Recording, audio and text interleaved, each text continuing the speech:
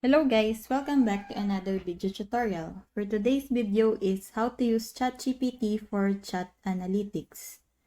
Using ChatGPT for chat analytics involves extracting valuable insights and information from conversation with the language model. Here's the general approach to utilizing ChatGPT for chat analytics. First is define objectives. Determine the specific insights you want to extract from the chat data, such as sentiment analysis, frequently asked questions, or conversation flow analysis. Next is prepare data. Collect and clean the chat logs or conversation, ensuring they are in a format that ChatGPT can understand. Remove personally identifiable information and irrelevant content. Third is interact with ChatGPT.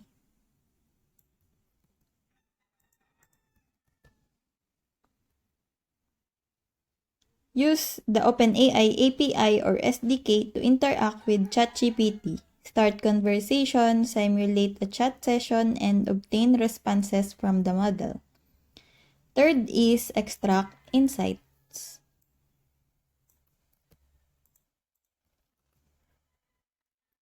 Analyze the model's responses to extract relevant information.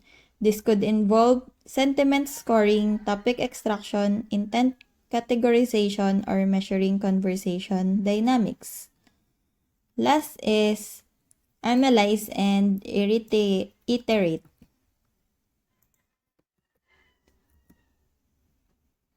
Analyze the extracted insights, visualize the data using charts or graph, and refine your approach as needed.